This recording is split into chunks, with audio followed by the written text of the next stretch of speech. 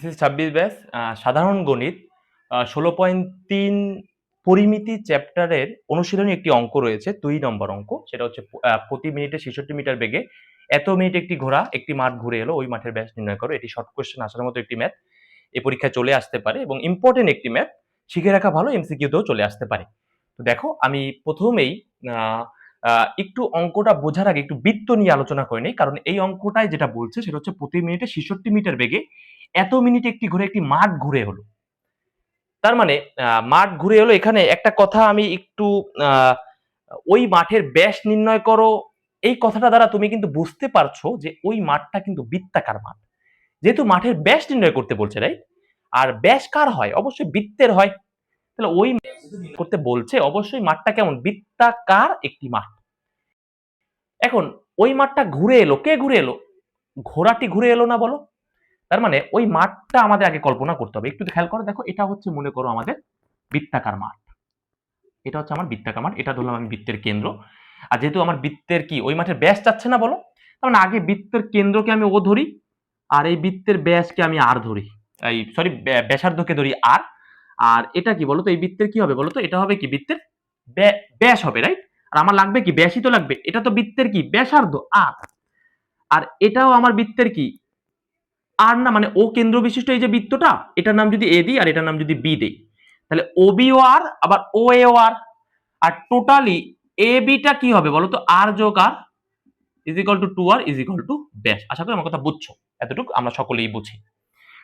তাহলে ধরি ও কেন্দ্রবিশিষ্ট বৃত্তটি হলো একটি বৃত্তাকার মাঠ, ধরি ও কেন্দ্র বিশিষ্ট, ও কেন্দ্র বিশিষ্ট বৃত্তটি একটি বৃত্তাকার মাঠ, বৃত্তটি একটি বৃত্তাকার মাঠ।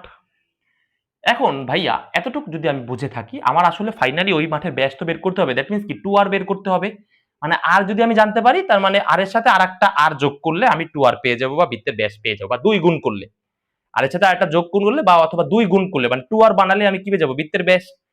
তাহলে এটা কিভাবে বের করা যেতে পারে? দেখো, আমাকে এখানে বলছে প্রতি মিনিটে 66 মিটার বেগে, প্রতি মিনিটে 66 মিটার বেগে, দ্যাট মিন্স ওই ঘোড়াটা প্রতি মিনিটে ও 66 মিটার পথ অতিক্রম করছে। এখন এখান থেকে যদি একটা ঘোড়া যাত্রা শুরু করে, এই পয়েন্টের নাম দিলাম বি, ও এখান থেকে যাত্রা শুরু করে, এখান থেকে ও দৌড়াচ্ছে, দৌড়াতে দৌড়াতে দৌড়াতে এভাবে দৌড়ালো, এ পয়েন্টে আসলো, এভাবে ঘুরতে ঘুরতে ঘুরতে ঘুরতে ঘুরতে ও বি পয়েন্টে যখনই আসবে তখনই কি ও ঘুরে এলো। এখানে কিন্তু বলছে ঘোড়া একটি মাঠ ঘুরে এলো, ঘুরে আসা মানে কিন্তু এখান থেকে যদি ও যাত্রা শুরু করে, ও ঘুরতে ঘুরতে ঘুরতে ঘুরতে যখনই আবার বি পয়েন্টে আসলো, তখনই ও বৃত্তটা ঘুরে আসলো, বা বৃত্তাকার মাঠটি ঘুরে আসলো। তার মানে ওর একবার ঘোরায় ও বৃত্তের পরিধি ঘুরে আসলো। কথা ক্লিয়ার? আমরা তো জানি যে বৃত্তের যে এই যে দৈর্ঘ্যটা, মানে এই পয়েন্ট থেকে যদি যাত্রা শুরু করে বৃত্তটা আবার ঘুরে আবার এই পয়েন্টেই মিলিত হয়, মানে এখান থেকে কেটে দিলে এটাকে যদি সোজা করার পরে একটা দৈর্ঘ্য আমরা এরকম পাই, এটা কি বৃত্তের একটা পরিধি না, বলো? এটাই তো বৃত্তের পরিধি। আর মূলত সেই ঘোড়াটা কি এতটুকু রাস্তায় অতিক্রম করছে, কিন্তু রাস্তাটা সোজা নয়, রাস্তাটা কি বৃত্তাকার, এই জন্য এটাকে বলা বৃত্তের পরিধি। তার মানে যদি বৃত্ত এখান থেকে যাত্রা শুরু করে, ঘোড়াটি ঘুরতে ঘুরতে ঘুরতে যদি আবার এখানেই আসে, তার মানে সম্পূর্ণ মাঠ ঘুরে এলো। তার মানে ও বৃত্তের পরিধি ঘুরে এলো। তার মানে ওর সম্পূর্ণ মাঠ ঘুরে আসার যে দৈর্ঘ্যটা, বা যতটুকু পথ অতিক্রম করলো, কত সময়? 1/2 মিনিটে মাঠ ঘুরে এলো না? তার মানে এত মিনিটেও যতটুকু পথ অতিক্রম করলো, ততটুকু পথই হলো এই বৃত্তের পরিধি। ক্লিয়ার? তার মানে দেখো, আমি বলতে পারবো যে উপরোক্ত বৃত্তাকার মাঠে, বৃত্তাকার মাঠে ঘোড়ার ঘুরে আসা, ঘোড়ার বৃত্তাকার পথটি ঘুরে আসার যে দৈর্ঘ্য, ঘোড়ার বৃত্তাকার পথের ঘুরে আসার দৈর্ঘ্য, ঘুরে আসার দৈর্ঘ্য ইকুয়াল বৃত্তের পরিধি, ইকুয়াল বৃত্তের পরিধি, তাই তো? ইকুয়াল বৃত্তের পরিধি। এখন ঘোড়ার বৃত্তাকার পথে ঘুরে আসার দৈর্ঘ্য জানতে হলে আমার জানতে হবে যে ঘোড়া কত সময় পুরো মাঠটা ঘুরে আসলো। এখন ঘোড়ার বেগ কত? প্রতি মিনিটে 66 মিটার না, বলো? অতএব 1 মিনিটে ঘোড়াটি যায়, ঘোড়াটি যায় 66 মিটার, রাইট? 1 মিনিটে যায় কত? 66 মিটার। কিন্তু আমার লাগবে কত মিনিট? 1 পূর্ণ 1/2, 1 পূর্ণ 1/2। তার মানে 1 মিনিটও গেল, আর পরবর্তী মিনিট আর অর্ধেক ঘোড়া দৌড়াতে থাকলো, এবং এত সময়ও পুরো মাঠটা ঘুরে আসে, রাইট?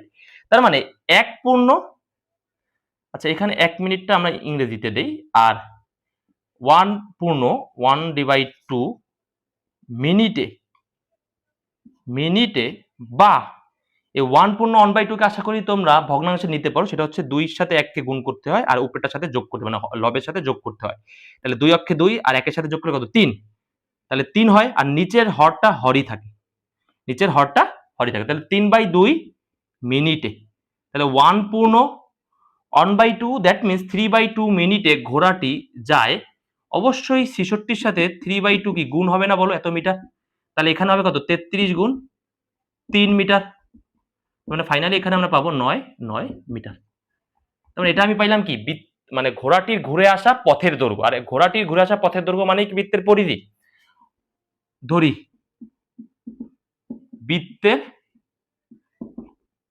বৃত্তের ব্যাসার্ধ ইকুয়াল কত? আর অতএব বৃত্তের পরিধি কত? বৃত্তের পরিধি হচ্ছে কত? 2 পাই আর না? তাহলে প্রশ্ন মতে কি আমি বলতে পারবো যে 2 পাই আর ইকুয়াল 99? কারণ কি? কারণ হচ্ছে ঘোড়াটা যেই সম্পূর্ণ মাঠটা ঘুরে আসলো, এটাই কি বৃত্তের পরিধি ঘুরে আসলো না? তার মানে ওর অতিক্রান্ত পথ মানেই হচ্ছে বৃত্তের পরিধি। That means 2 pi r equal 99, কারণ ঘোড়া ঘুরে আসলো 99 মিটার, এই জন্য 2 পাই আর ইকুয়াল 99। এবারে দেখো আমার লাগবে কি? 2 আর লাগবে না, কারণ আমার লাগবে কিন্তু ব্যাস। এমসিকিউতে কিন্তু অনেক সময় ব্যাসার্ধও যায়, অনেকে কিন্তু ভুল করে ব্যাসই বের করে রেখে দিয়েছে, এটা কিন্তু ভুল। সবাই একটু মাথা ঠান্ডা করে অঙ্কটা করতে হবে। দেখো আমাদের চাচ্ছে কি? ওই মাঠের ব্যাস চাচ্ছে না, তার মানে আমাদের লাগবে আসলে 2 আর। লাগবে কত বলতো? 2 আর। আর এই পাশে যে পাইটা আছে গুণ আকার, ওপাশে গেলে কি হবে? ভাগ। তাহলে অবভিয়াসলি আমি বলবো 99 ডিভাইড পাই। অতএব 2 আর ইজ ইকুয়াল টু 99 ডিভাইড পাই যদি আমরা করি কত পাবো বলো? 99 ডিভাইড 3.1416, 31.51, 31.51 মিটার হচ্ছে আমার ওই বৃত্তের ব্যাস বা ওই মাঠের ব্যাস। আর আমার চাচ্ছি আসলে এটা, অনেক সময় আমাদের কাছে কিন্তু ব্যাসার্ধও যেতে পারে, সেক্ষেত্রে আমরা এই অংশটাকে 2 দিয়ে ভাগ করলে আমরা পেয়ে যাব ব্যাসার্ধ।